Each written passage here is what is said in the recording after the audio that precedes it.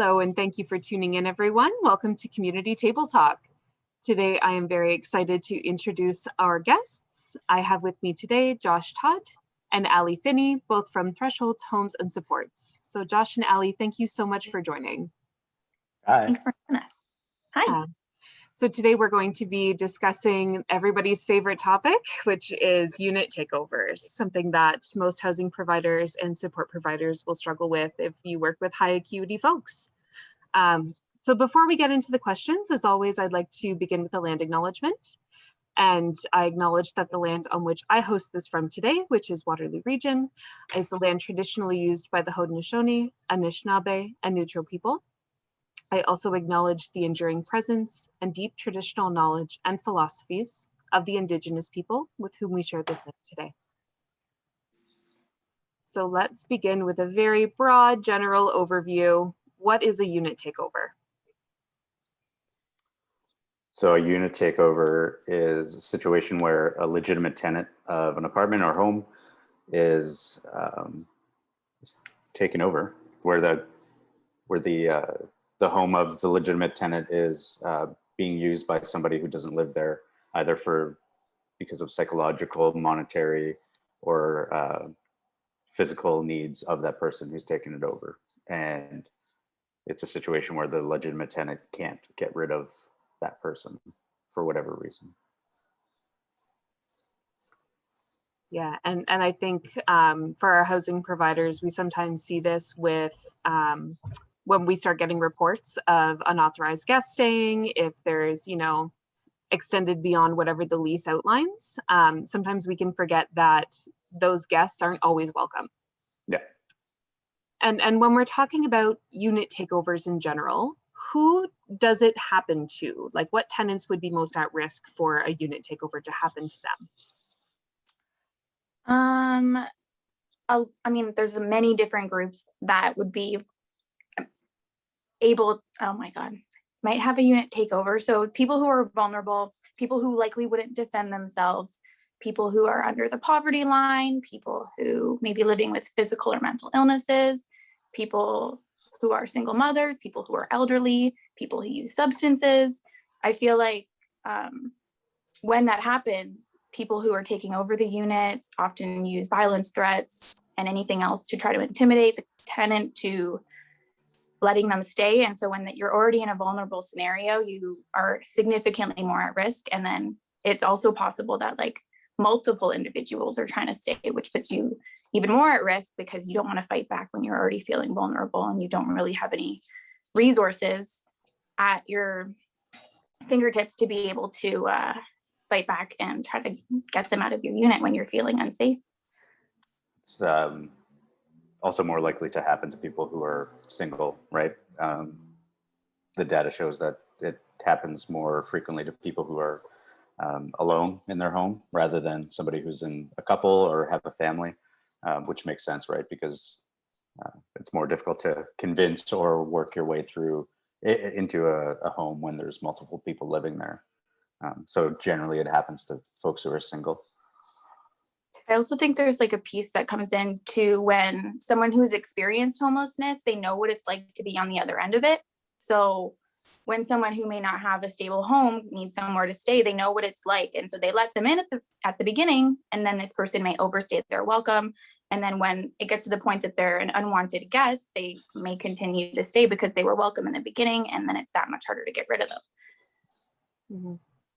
And that kind of brings it back to that street culture of that is your family, and the example that we sometimes use is if your sister, your brother, your mom, your dad, your children knocked on your door and said, "Hey, I don't have a place to go. Can I sleep on your couch for a couple days?" How difficult would that be for you to say no? It would be incredibly difficult. And for folks that have, lived rough, that is their family. And that's the same kind of internal debate that they go through as well. Yeah. Another vulnerability that a lot of these folks have is boundary issues, right? So they haven't properly learned how to establish boundaries, set boundaries up with folks to protect themselves. And so they might want to tell that person, okay, it's time to go, but they just don't know how to say it. Or even to say no for them to enter to begin with. They just haven't developed those tools necessary to protect themselves. Obviously not everybody, but certainly the people that this happens to, boundaries work is an important thing to work on with them, which would help prevent unit takeovers to begin with. Yeah, and I think that it's also important to highlight that this isn't, I think there's this stereotype of who unit takeovers affect, right? It's generally folks that are street involved, that are coming from chronic homelessness, but that's not it, right? Everybody is potentially at risk of this. You know, again, think of how hard it would be to turn your own family away, and it's not always strangers that are staying with people that unwelcome. It could be your family. Yeah, it could be your mom or dad or child, you know? And that does happen, right? And it makes it even more difficult to say no. Like if my mom or dad or any other family member was on the streets or whatever, and they asked to stay and then they overstayed, like it would be so difficult to say, okay, mom, it's time to go. Like, yeah, I couldn't even imagine how hard that would be. So yeah, especially given like how hard finding stable housing is. Like, it's not like you're just saying go find somewhere else, because sometimes there isn't somewhere else. Absolutely. Yeah, and if folks have helped you in the past, then this is, you know, kind of an expectation that you would help them again. But absolutely, yeah, it can happen to anyone. It's not just a typecast group of folks that this happens to, and that's why we need to be aware of the signs that it's happening. Because if we're only looking to a certain population for this concern, then we're missing a whole demographic of folks that also might be struggling with it. So we did touch a little bit on what are some of the issues with a tenant removing that unwanted guest. So, you know, I think outsiders looking in who maybe don't have experience with this would just say, tell your guests to leave, get them to leave. That would solve all these problems. So why don't people just do that? Why is it not that simple? I wish it was that simple. I mean, just recognizing that this individual has been taken advantage of already because they're vulnerable makes it that much harder to speak up to someone who's using intimidation tactics to stay. And like we've already talked about, like people, it could be your family members, that people are bringing most of their belongings, if they're street involved, to this place. They're settling in, they're making it a home. So just like moving out isn't as simple as asking someone to leave. And then in doing so, they're risking possible retaliation from that person and whatever violence, threats, intimidation tactics that they're using. I think there's also a piece to recognize that some people don't want people to leave because there's benefits to it, such as money, drugs, protection.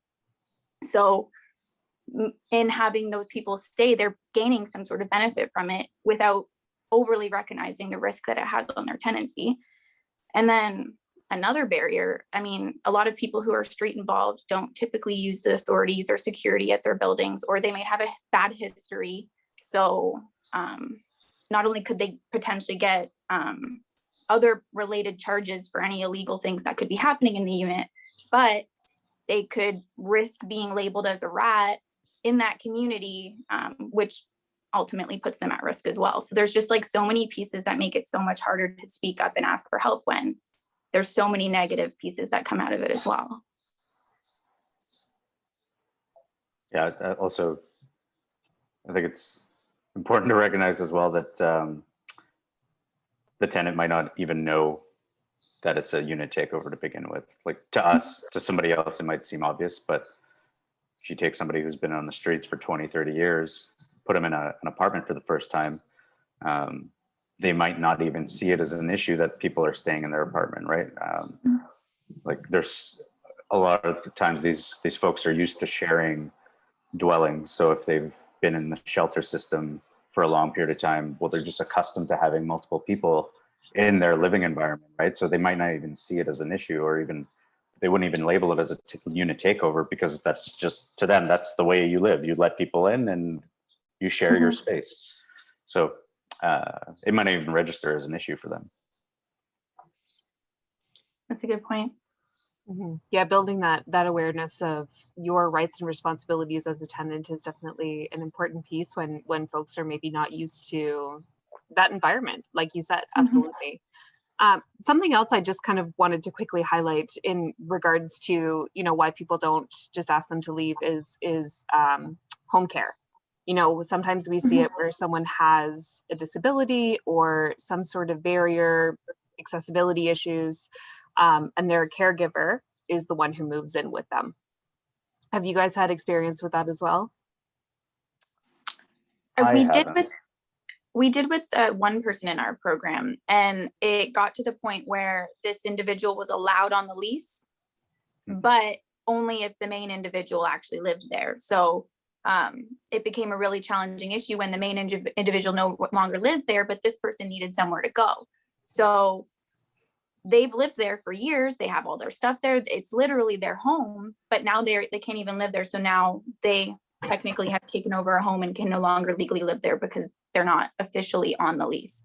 So it's consistently just like barriers. And I wish that it would be as easy as asking someone to leave, but it ultimately always come down to there being like negative aspects of doing that as well. Absolutely. And yeah, and for housing providers who might be watching this, just making sure that if you are seeing signs and we'll get into what some of the signs could look like, but really checking in with folks and seeing if that's what they need. Do they need a friend to stay with them, or do they need a PSW? And knowing how to make those appropriate referrals to prevent home takeovers, even before the issue starts. If you've noticed someone in your building who might need some additional supports, rather than waiting for them to find ways to, accommodate or overcome those barriers, let's do some referrals to other agencies who are actually trained to do this. Yeah, some people end up using like their peers as that PSW and as that support, which makes the person feel obligated to let them stay when they may not even be comfortable with them staying full time. So it makes more sense to do it with a valid referral to an agency or somebody that can actually help, as opposed to this person consistently living there and feeling like they're owed this unit to stay in because they're helping out. But again, another potential barrier for that is many folks who have these vulnerabilities have a difficulty trusting other people. And so I've come across where a client will refuse professional services like a PSW or a nurse because they're just not comfortable trusting or letting that person in. And so they feel more comfortable around somebody they know, even though they might not be professionally trained to help care for their physical disability or need. It's easier to trust somebody that they know to do that, which then spirals into an issue potentially, right? And that's why positions like both of yours are so important, because it has that capacity building aspect to it, wanting to make sure people are establishing positive relationships and building rapport and getting people the help that they need, rather than, and people meet their needs in various ways. And if that's how you are going to get by, then that's how you get by. But it does have very long-term significant effects, especially on tenancies. Yeah. So we've talked a little bit about who this affects, which is everyone, and the host of reasons why it could be difficult to reverse unit takeover situations. But say you're a housing provider, you have lots and lots of units, it's tough to keep an eye on everybody. What are some of the things our housing providers specifically could look out for that could indicate that a tenant or a member of a co-op is at risk or is involved in a unit takeover? Yeah, so I would say having a strong rapport and relationship with your client to begin with is the most important part of this, because then you know what the baseline is, and you know when something feels wrong or different, you're more suited, or you're more equipped to recognize certain signs that somebody might be taken advantage of, or they're experiencing a unit takeover. So classic example is if the person is reluctant to meet with you inside of their unit. So if they ask you to meet with them outside of their apartment in the hallway or another location on a consistent basis when they wouldn't normally have done that, is a good sign. usually indicates that they're trying to hide something, or there's something they don't want you to see inside of the unit. Another good sign is if there's more complaints being lobbied against that specific unit. So if normally you wouldn't normally hear from the housing provider or the landlord that there's issues coming from this unit, but all of a sudden there's an increase in noise complaints or foot traffic, things like that. That's another sign that something might be going on inside. A lot of times when folks are in these situations, they noticeably are more stressed. So if you notice that they're more anxious or more depressed, or their physical appearance has suffered, things like that, that might also be another sign, because there's physical consequence and mental consequences to the tenant when these things happen. Yeah, those are probably the main signs that something's. Also the obvious one is if you go inside of the unit, if they let you inside of the unit and you notice different belongings that might suggest somebody else is staying there, then probably is somebody staying there. So if you're used to seeing a client's belongings and all of a sudden there's more and more every week piling in, then that may be suggestive of somebody else moving in there. And the more direct one is that the client tells you, which doesn't always happen, but if the client just outwardly tells you, yeah, this person isn't welcome here anymore, but they're refusing to go, well, that's the more obvious sign, right? So yeah, those are some signs that somebody might look out for. One thing that I see the most, I think, is just like, I'll knock on the door and then I see the same people answering the door every time. And you see a pattern, you see that they're regularly there and that the tenant may not even be there. So if the tenant's not there, realistically, these people shouldn't even be in the unit, but regularly they're answering the door. And when you notice it's more than just like one or two times, it's possible that they're living there full time. Yeah, there's one situation where I encountered a man inside of a woman's unit for about 2 or 3 months before I even met the actual client. So this person was always answering the door, saying that the tenant isn't home, they'll be back soon.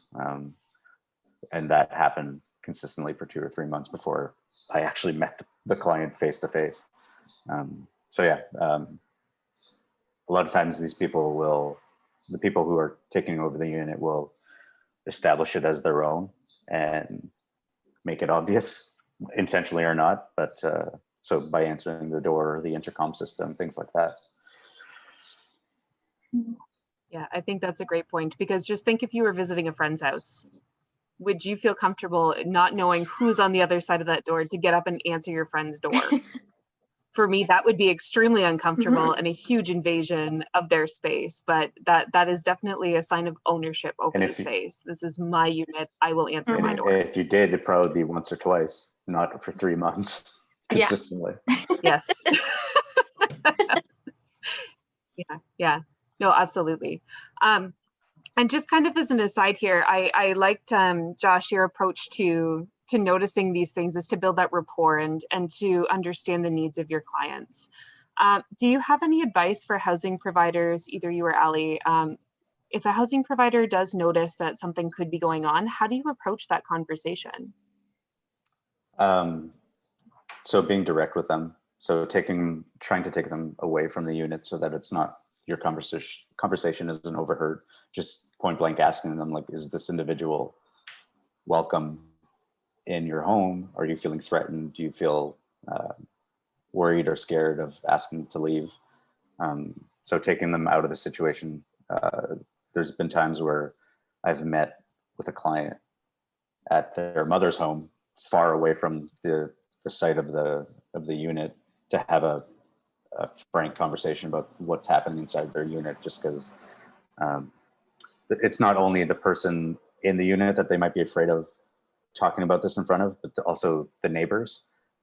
We have to remember, like, a lot of times, especially our folks, they're housed in buildings where their neighbors are experiencing the same vulnerabilities, and street culture is very much still in play even though they're housed. So they might be worried of somebody eavesdropping and letting that person know that they're talking about them. So that's a strategy that you can use, is just having a frank conversation with them. Also visiting them at irregular times. So if the client is used to seeing you on Tuesday at 10 o'clock, then increasing the frequency of visits and at different times, so that you're catching the people off guard, because the person who's taken over the unit might be hiding or avoiding you. So by surprising them, you might catch them off guard and actually see that the unit takeovers actually happening. Also be useful to have the conversation with the tenant of, what are you benefiting from this?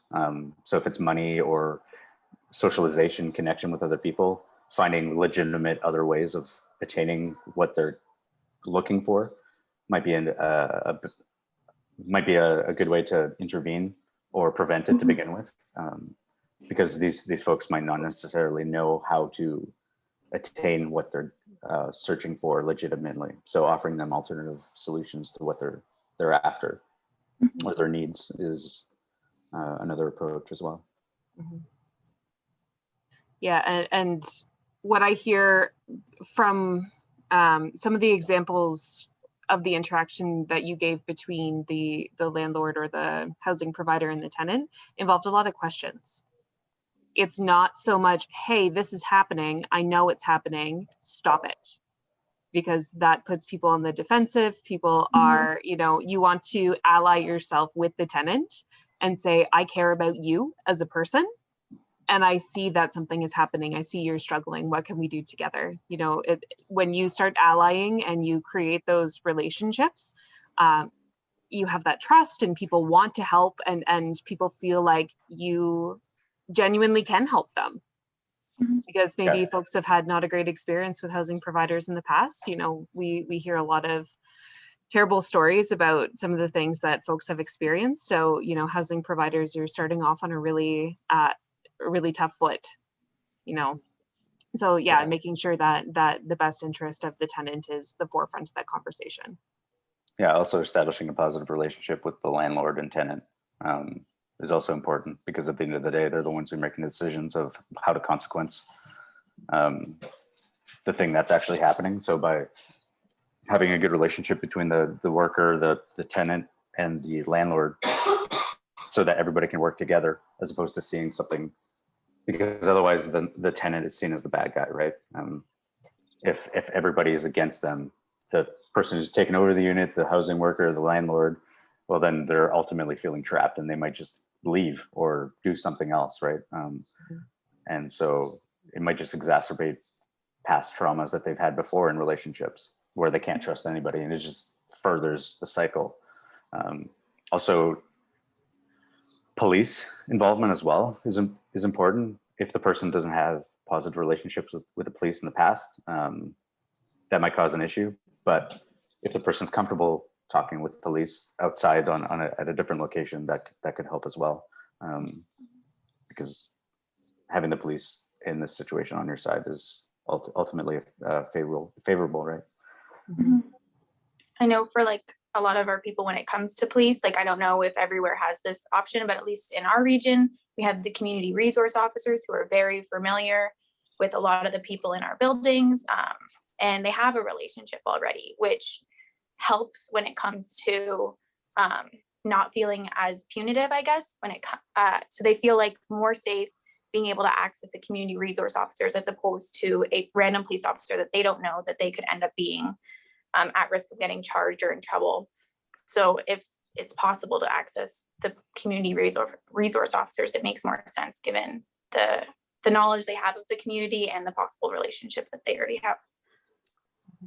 Another thing as well that a housing worker could possibly do is, we often see the person who's taken over the unit as the bad guy. I mean, obviously they're the one committing the offense, but also recognizing that a lot of times these folks are just trying to survive, and that they're also likely vulnerable and in need of care and support. So if it's possible for that worker to establish some sort of relationship or rapport with the offender and directing them to certain services or needs that they might have, might help as well. So giving them other options other than just staying at this person's unit, because they might not be aware of where to get these resources. And so they're just trying to survive, and this is the only way that they know how to do it.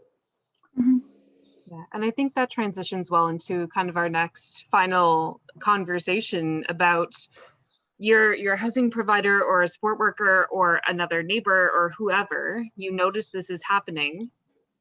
What resources do you call? So we talked about the crow, and obviously the landlord needs to be aware of kind of what is going on here to be able to support. But what other agencies or resources are available to support with this? I'll go. It really depends on the person's specific needs, right?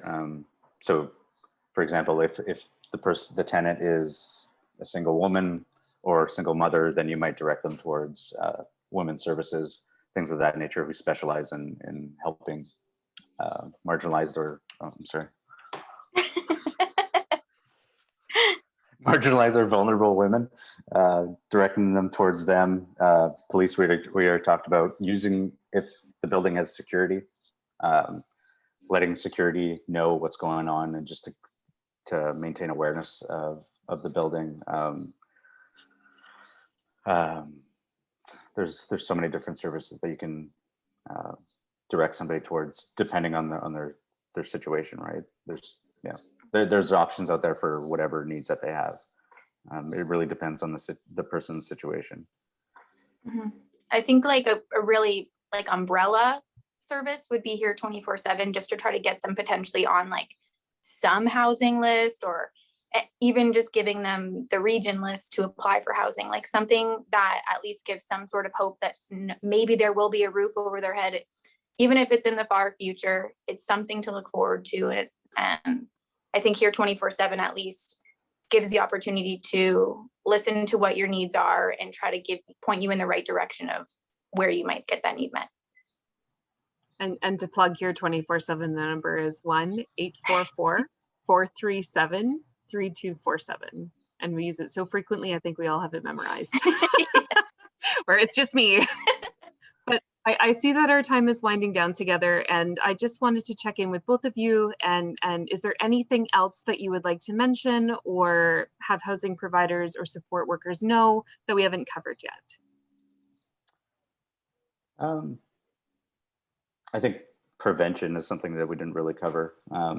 So if you're in a situation with a new client where they're being newly housed, they haven't been housed for quite some time, especially if they're coming from the streets, having these conversations to let them know what a unit takeover is and what it looks like and how to prevent it, so that you're giving them the tools to avoid it in the future, if they can. So I think knowledge and coping strategies and boundaries, the things of that nature, working with the new tenant on those things will help prevent it in the future. Because when it happens, it's extremely difficult to solve when it actually occurs. So preventing it from happening to begin with is probably the best strategy, right? So educating the client is important. Yeah, I completely agree. I think like coming in with a lens of like trying to see whether like how the tenant could be feeling, as well as how the person who initiated the unit takeover could be feeling, because the tenant may not have processed all the rules of the lease, given they're getting used to just living within four walls that they've never done in potentially 20-30 years. But on top of that, the person who is taking over a unit is also living in survival mode, for lack of a better term, just because they don't know where their next meal may be. They don't know where they might be staying tonight. And just like coming at it from that lens and recognizing like we can't be punitive with these people. We need to just help them try to find the proper ways to get their needs met that doesn't involve someone losing their tenancy or anything like that. Absolutely. Well, thank you both. I really appreciate the time that you've taken today, and hopefully this has been helpful for our housing providers for that education piece. So Josh, Allie, thank you again. Appreciate all of your knowledge sharing, and like I said, just taking this time and getting some education out to our housing providers. Thank you.